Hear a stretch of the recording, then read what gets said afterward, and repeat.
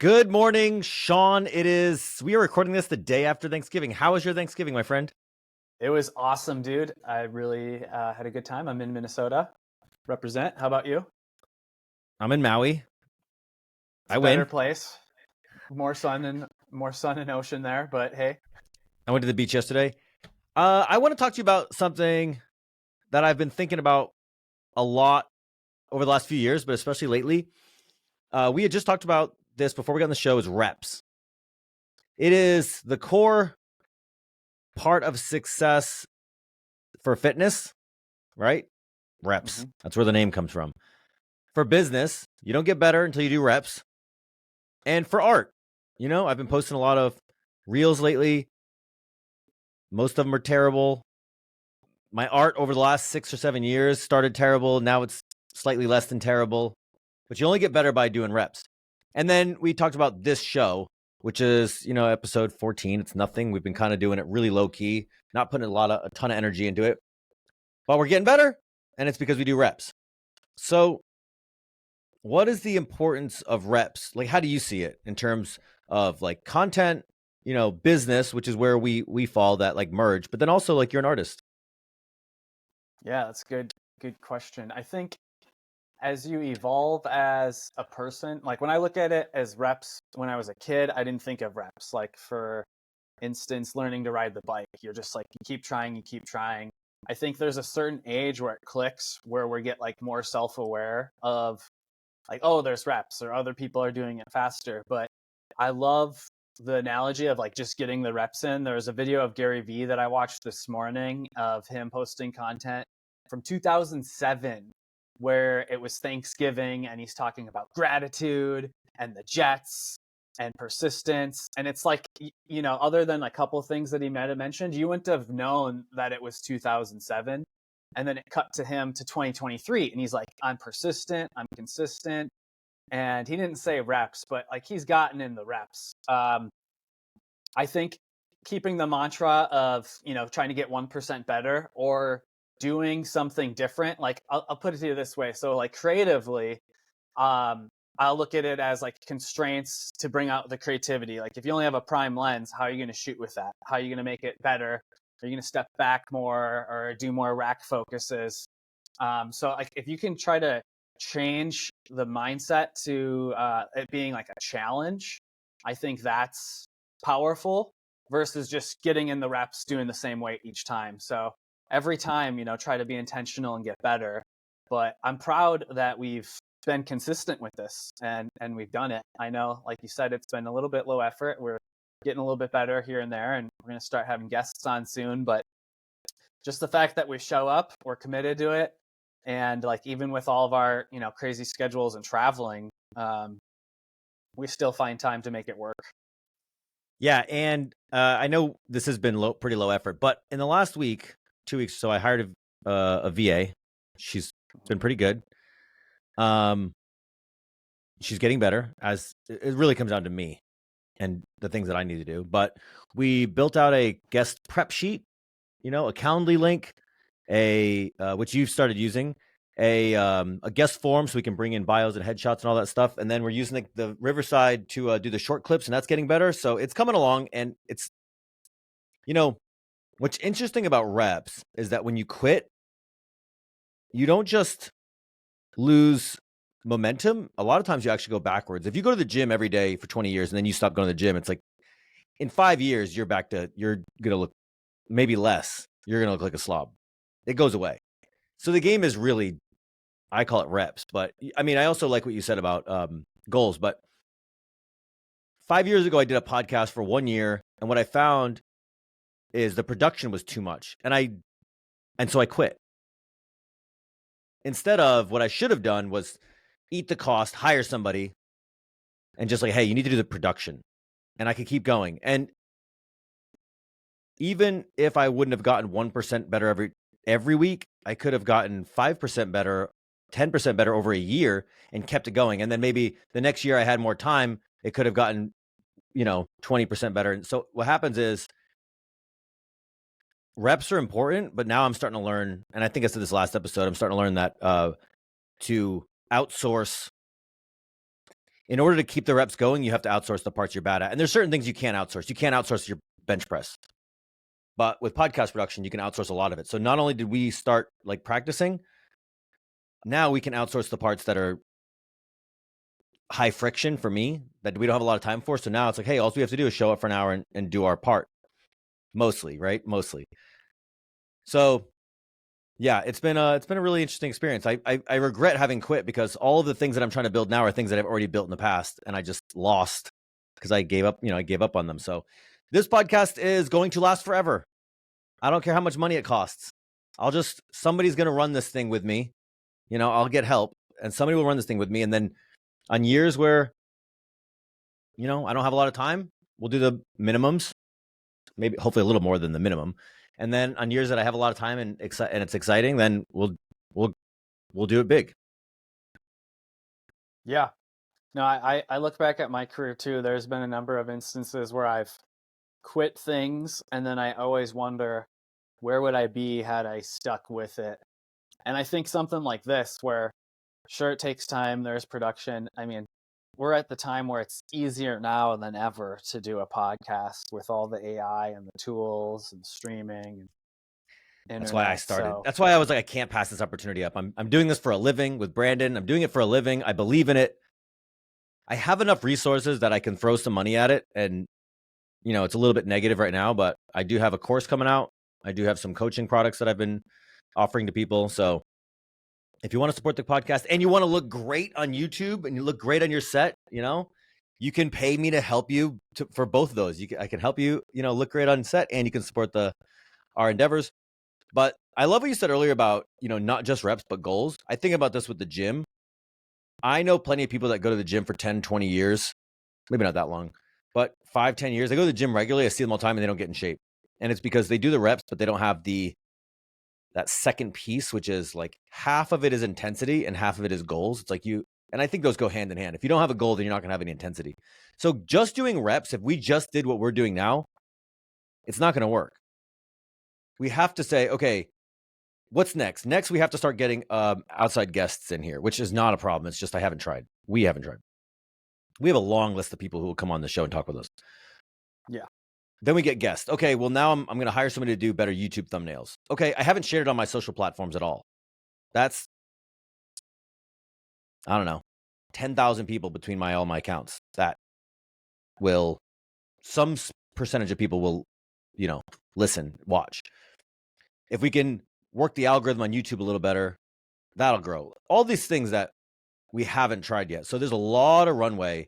But yeah, it's interesting. Like, you just have to get the baseline down. It's the same thing with the gym. It's like, okay, now you're going. Well, okay, what do you want to accomplish? Now that you have, like, you're in the habit, I go at every, it's like, what's the goal? Well, I want to deadlift 500 pounds. Okay, well, we can get there. It's just effort. It's just reps plus goal plus intensity. Effort plus goal plus intensity. Yeah, I'm sure somebody has said that before better than me, but yeah, it's really all it is. I like that. Yeah, and I think for us with the show too, it would be try to get, I think we've been fairly, I know we've missed a couple weeks, but either consistently on the, once a week schedule or pick the same day and time. But I know that could get tough, especially with both our schedules because they're a little fluid. But then, yeah, once we start trying, I mean, I know we have a pretty deep list of people we could reach out to and start, having guests on. And then I think that'll be like a next level unlock for us. Because right now it's like, we're challenging ourselves. We're talking to ourselves, talk a lot about the same things, but having that third person and asking them questions, hearing their journey, hearing their story could be, kind of unlocking another topic to talk about that we haven't, ventured into yet. Yeah, and it's more fun. And yeah, it's life is a weird thing, dude. I'll tell you something I've learned about life. If you go out to the world and you say, I am a real estate investor, this is how I bought $6 million of real estate. I am a real estate investor. And people go, Alex is a real estate investor. They don't know what I own. They don't know what I make. They don't know what I've done. I told them. They believe me. That's how fraud that's how fraud exists, right? You tell somebody that's not true, they believe you anyways. So, but if you tell people, if you're like, hopefully you're a good person, right? But if you're like, hey, Sean and I do the Sean and I create Content Matters podcast. If you are an entrepreneur who wants to work with artists or creatives, if you're an entrepreneur who wants to create content, this is the show you have to listen to. If you go and tell people that long enough, it will become true. And we haven't done that yet. So having guests on, all that stuff will, and that's just good content for everybody. Like everybody, we have some listeners now, and it's like, what are you trying to do? One of the guests I reached out to, a woman named Jocelyn, an investor of mine, actually. I was like, hey, come on the show. She's just now starting content. I thought it'd be good for us, right?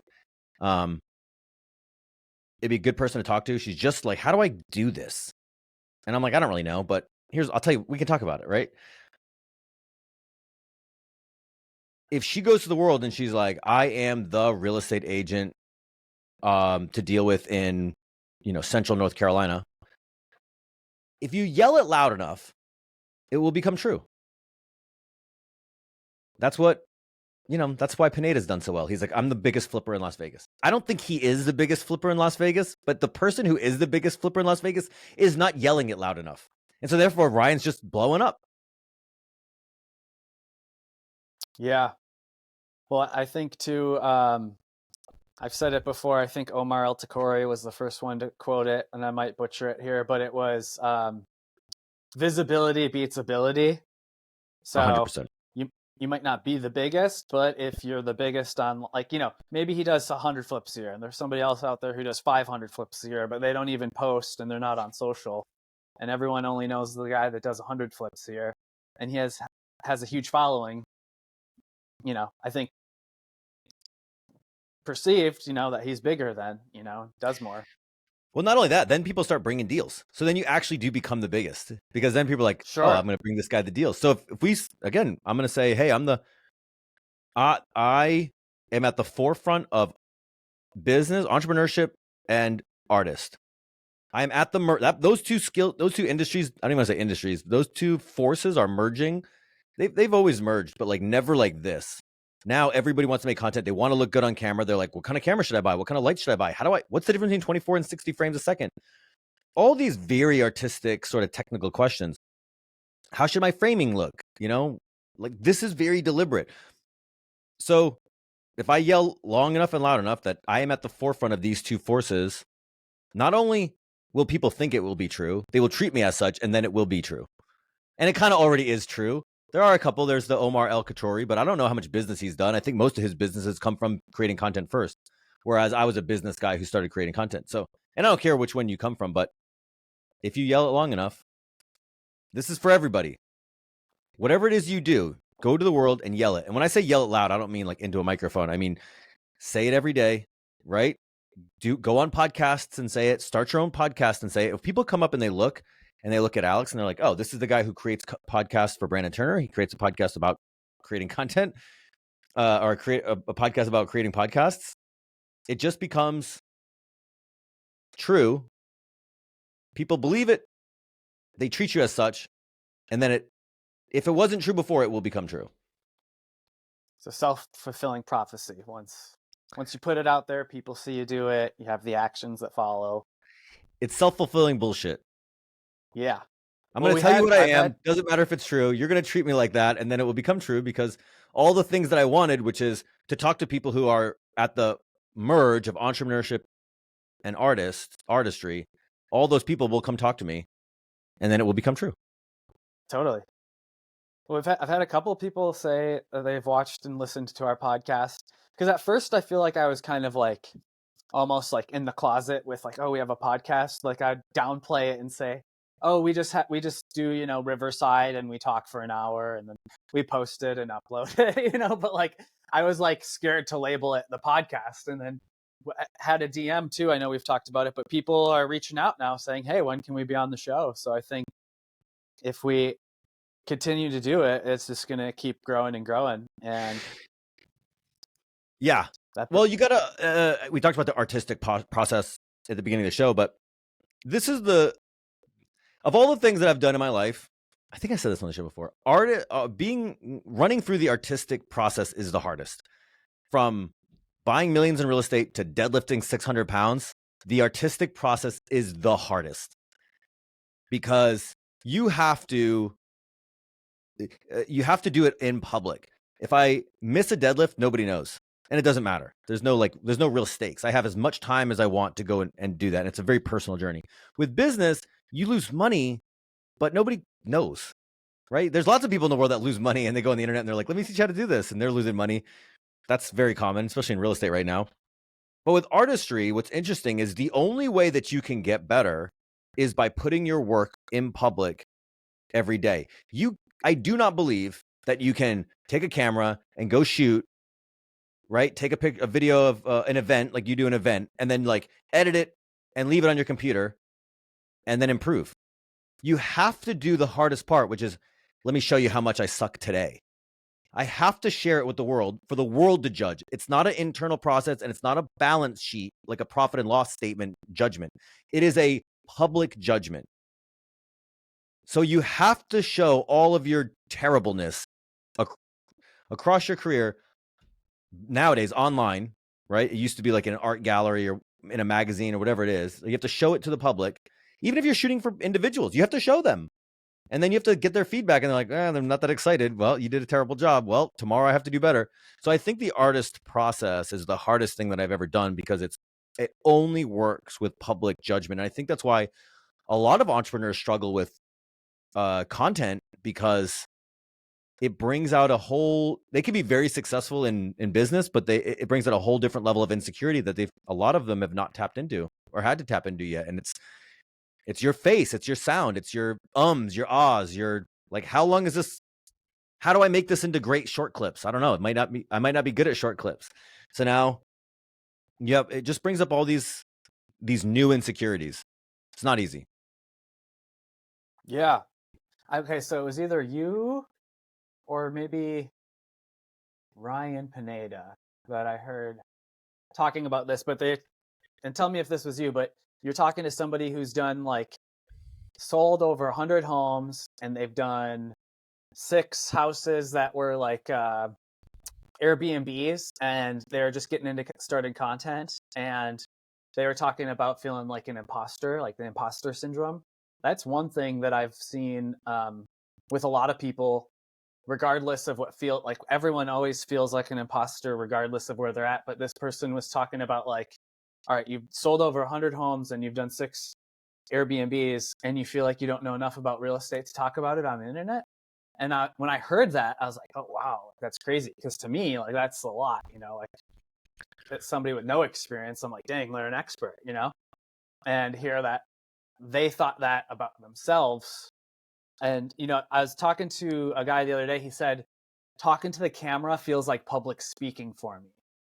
And I was just like, yeah, I could see that. Because, you think that, there's an audience on the other side of this camera that's going to watch it. And so that's why it feels like public speaking. And, with good editing, we can remove the filler words and the ahs and the ums. But that is the new public speaking, talking direct to camera.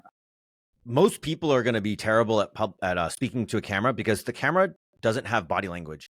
Every time that I speak to another human being, they have body language. And the vast majority of our communication in life is body language. I'm a great communicator because I use a lot of body language. I'm just naturally good at it.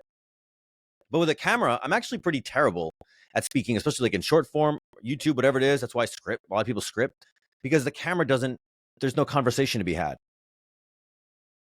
I have a very sort of malicious theory about people that are really good at speaking to a camera are usually somewhat socially inept because they don't notice the difference because they don't read body language good anyways. So like camera, human being, they really can't tell the difference. So that's like a little theory I have.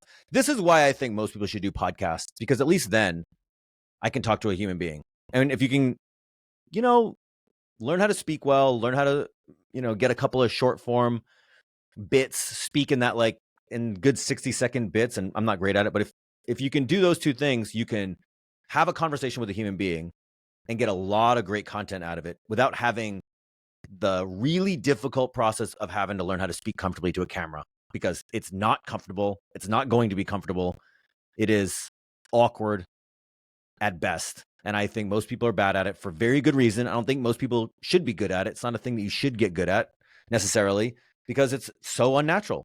And I'm generally of the opinion that people should do are best when things fit the human experience, not, you know, what the camera likes or whatever, you know, like some artificial thing. Mm-hmm. Yeah, well, I mean, at least with the podcasting, you can ask questions. You kind of share the spotlight, so to speak, versus like just direct to camera by yourself. But I Yeah, agree. Like, what are they, like 60% of communications, I think, it's body like language. 80. It's So like 80. 80. It might be more than, it's a lot. It's like 85. It's so much. But also the podcast beats imposter syndrome too, because then I can say, hey, Sean, what do you want to know about real estate? Well, how do you raise money for a deal? Oh, well, like this. Oh, well, how do you find a deal? Okay, well, like this. And you can answer very specific questions. When you go to the camera, the internet, and you're just like, let me teach you what I know. And I'm like, I don't know what you don't know. I don't know what you need to know. I don't know how to simplify it for you because I don't know what level you're at. So that's why I think why imposter syndrome is so prevalent, because not only is this why I think imposter syndrome is so prevalent, but also this is why I think finding a very specific avatar is so important, because then you do know who you're talking to. I'm talking to, Sure. Brandon Turner. Brandon Turner is an entrepreneur and content creator who wants to, that's a really bad example. I'm talking to Brandon Turner 10 years ago. He's like, hey, I want to be an entrepreneur and I want to be a content creator, and I want to find a way to blend those two. And I want it to look and sound good. So how do I blend the entrepreneurship, the, the dissemination of the entrepreneurship, the art, and then like, how do I send those pieces of content out to the world? So then everything I say is only for them. It's the same thing we talked yesterday about our Better Life tribe. And it's like, hey, it's anybody who wants a better life. And it's like, that's been very hard for us to define. So we said, what if the Better Life tribe helped everybody get to a $2 million net worth, not including operating capital, through real estate? We're going to make everybody a 2 millionaire. Very specific, through real estate, not including, so like flippers without the business, like flippers that have a $2 million net worth outside of their like business cash. Very specific. Now, everything I talk about, it's not how to syndicate a $100 building. It's not how to raise millions and millions of dollars through Instagram. It's just here's how you buy properties, and here's how you buy enough to get to $2 million, which is probably, it's $10 million of real estate with a 20% equity piece. Something like that. Yeah. Yeah, no, I think having the specificity with it is great. And I like what you said there too, like just talking direct to the camera. And if I was going to talk about cameras to, and make a video, it's so much, like you said, I don't know what you don't know, versus if you're talking to somebody and they're asking questions. It's like the other day I was talking to a prospective client and she's like, I just don't know what things to talk about. And we were just kind of jiving on ideas. And then I threw out you got the 4 F's. It's the faith, family, friends, and fitness, or food, the 5 F's. You can always talk about those things because those are relatable. And she's like, oh, I love that. Like, I got tons of things I could talk about for the food that I eat when I'm on the go. And I'm like, great, like that's something to talk about. And it doesn't have to be, all real estate stuff. It could be, I think like even Pineda, it's like 2 out of every 3 are just kind of random because he's trying to get a wide net. And then Sure. the 1 out of 3 is like real estate business. So it's like not everything has to be how to buy a house, how to buy a house, how to buy a house. It can be other topics too. And at the end of our call, she's like, oh, wow, I just took like a couple pages of notes from talking to you. And I was just like, really? And like, to me, I was like, just talking, wasn't super prepared for the call. It was just more talking and answering her questions. And by the end of it, I was like, oh, wow, like that's kind of cool. If, you do have those specific questions, like, okay, then I can't answer them, but it's just kind of broad, random. Hey, tell me about cameras. It's like, well, I don't know what you know. Yeah, there's people who I got a guy in the Content Matters Facebook group who asked a question. He's like, hey, I just got this, Canon RP. How do I use it? I'm like, I don't know what that means, right? Do you need to know? For example, this week I've been testing with different LUTs, the standard Canon LUTs for my camera, because I shoot C-Log And so when you say like, hey, what do you want to know about cameras? I'm like, do you want to know how to do color grading for C-Log 2 versus C-Log 3 footage? Or do you want to know that you should basically leave your camera on 24 frames a second and shoot at 1/50 every time you're shooting video? Or 30 frames a second? And why? Like, so I think specificity and content matters. Who you're talking to, what their problem is, right? And anyways, that all comes back to podcasts make a lot of these problems easier because now I don't have to talk to a camera, which is awkward. And now I know how to help somebody or talk about specific problems. So it solves the uncomfortable awkwardness, the lack of body language of talking to camera, and the imposter syndrome, because now I'm not talking to arrogantly like, here's what you need to know. I don't know what you need to know. Now you have somebody on the other end like, hey, what do I need to know? And I'm like, oh, this. Easy. Yeah, totally.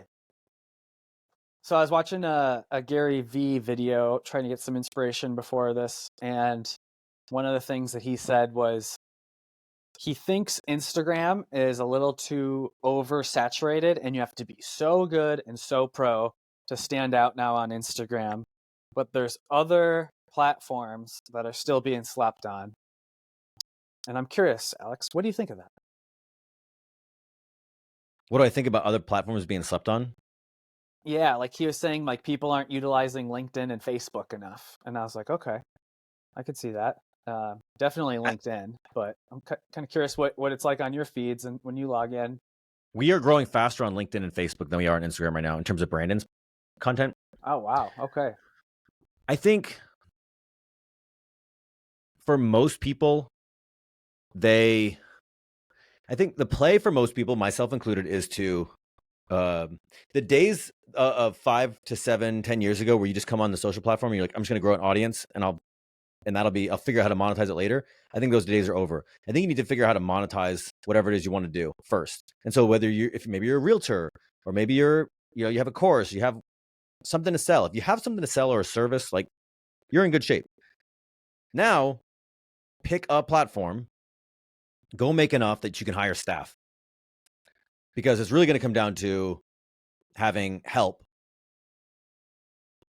to repurpose content across other platforms.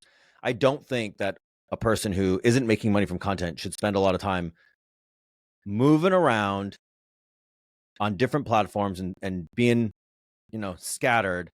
It's just my opinion. Gary Vee I pretty much think that he's always right about everything he says about social media. But I also, again, who exactly is he talking to? Is he talking to somebody who hasn't made $1 on social media, doesn't know how, isn't getting traction, and then they're going to go from Instagram to LinkedIn? LinkedIn is not like a new platform where there's like a huge gold rush for this new thing like TikTok was 5 years ago. It's pretty well established. Is it growing? Yes. Is there opportunity? Probably more now than before because, again, every time it's like economics 101. Every time you get saturated in one area, they start to move around. Actually, more than economics, it's just rules of popularity. Anytime something's cool, people are going to go find the next thing. So Instagram's really cool right now. Well, people are going to move around. LinkedIn has been traditionally kind of boring, so maybe people will move there. But if you're just starting out and you haven't made $1 on Instagram and you're like, hey, this isn't working, I'm going to go try something else. It's like, it's low risk, but also you're going to have the same problem there, most likely. And then when that stops working, are you going to quit and go do something else and start all over all the time? It's like, that's not a strategy. So I think the answer, at least the way I'm approaching this now, is my content has to make money. And then basically 100% of that money has to go into creating, building a team that can run those platforms with lesser and lesser of my daily inputs. Sure. Yeah, just stick to one platform, get really good at it, go really deep in that one, and then build out the team. Yeah. If you have nothing to sell, then it doesn't matter. That's kind of where I'm at now. That's kind of where I'm at with social right now. Unless you're like an actual true artist and you're like, I just want to put my art out and I don't care. And I want to make some money in the other way. But if you want to use content for marketing, and maybe you say, oh, I just want to help people, this and that. It's like, well, okay, well then you don't need an audience. It doesn't matter. You're just like, you're just doing it. But if you want to use your content for marketing, then it has to produce a return. And then if it produces a return, you can reinvest all of that money or some large percentage of it. So, but that's kind of where I'm at. It has to make money. Sure. So I had another cool story I was going to share with you on the power of saying yes. I just got hit up by a guy that I met at a gig 8 or 9 months ago, and I did this gig similar to a lot of gigs where the pay is there, but you feel like you could get paid right here, but you still do it anyways because you tell yourself, all right, busy is better than being bored, and I'm going to make this worth my time because I'm going to say hi to everyone and try to be unforgettable. Met the other video guys that were there, stayed in touch, and now one of them just hit me up to refer me for another gig. And because I always kind of backtrack, like, how did I meet that person? How did they, how long have we known each other, stayed in touch? And it's just, I love connecting the dots looking back because I'm just like, had I not done that original gig and said yes, I went to met him, and then he went to referred me on this next one, and now we have a meeting on Monday, and just counting the small wins, baby. Love it. What's the gig? Nightclub content for nightclub. So, Dude, that sounds in Vegas. yeah. What club? Sapphire. That's boobies. Yeah. That's a naked they club. need help with socials. That's a naked club. Yeah. You're now an OnlyFans creator. Well, I'm meeting with them. We'll see what the things entail, but they saw one of my montages and then he referred me and he's like, let's set up a meeting. And I'm like, Dude, good for you. Also, if the I'm girlfriend's not. cool with it and there's clothes on, I'm open to it. And then they're like, There'll there's be some clothes clothes on. on. Talk to the girlfriend and talk to the girlfriend. She's like, hey, if it's a good opportunity and the money's there, try it for a little bit. And I was like, okay. Dope. Good for you. All right, let's wrap. Thanks. Cool. Sony versus Canon. Sony versus Canon. Real quick, do you have any Black Friday deals you're going after? Any accessories? Any Canons? Canon No. Canon This products? show. No. I don't know. I do like the show to talk about the entrepreneurial aspect, but so in that vein, I'll say that my entrepreneurial journey started with you don't get financial freedom until you get financial responsibility first. There's almost nothing less financially responsible than Black Friday. So I urge everybody to stay the fuck home. Don't spend money. Same. Don't actually, just another rule of money. You don't spend money unless it makes you money. Sure. So no, Sound I've spent advice $0. from don't buy anything unless you absolutely have to. Don't spend money unless it makes you money. Yeah. I love it. What about you? Did you get anything? Now I feel bad about what I just said. Did you get anything? Spending money? No. I was looking. I feel like all the times whenever I look, it's nothing that I ever really need or want, but I'll browse just to kind of see. I did see some lights that were discounted pretty heavily, but I was just like, I don't know if I need them. I needed a new office chair a few weeks ago, and I hate low quality chairs, and so I have a Herman Miller Aeron. It's not a cheap chair, right? But if you go and start looking at like best office chairs, it is universally and consistently ranked the best office chair that has ever existed by a large margin. And then I owned a Herman Miller Aeron for a few years. It's back in Virginia now, and it is not it's not a cheap chair. It is an expensive chair. But I wanted one out here, and I didn't want the Aeron. I wanted the upgraded one. They have one that's higher than that. So a few weeks ago, I did buy. They did have it was technically a Black Friday sale. They do it every year. I did buy a very expensive office chair. It'll be here on Monday. So I take back everything I said. But I needed an office chair, and that one will come with me for Hawaii. That's a lifetime purchase. That's a once forever purchase. Yeah, office chairs. I feel like office chairs, standing desks, shoes, and beds you can splurge on because you're going to be using one of those. Yeah, and the cool thing about, like shoes and beds, you're going to have to replace over the time, but the chair is going to last for basically forever. So it's retail is it's over $2,000. Holy smoke, send me this link. Yeah. I got to check out this chair. It's the Herman Miller M-Body. Oh, wow. Yeah, it's the best chair that's ever existed. But I got it for much less than that shipped out here to Hawaii. So, but that'll be here Monday. But other than that, yeah, Don't spend any money on I had to buy a chair anyways, and it happened to go on sale at the time I was looking. So, but as far as Black Friday, no, don't buy anything. Save your money. Save it. Well, invest if you it. made Don't it save to the it. end, Invest it. Invest it. Invest it. If you made it this far, we appreciate you watching. Like Correct. and subscribe. Comment below if you like Sony or Canon better. Let's blow up the Sony Comment below if you comments. like Canon better. Yeah. If you Comments. like Canon better. Yeah. If you like Sony better, nobody cares. All right, see ya.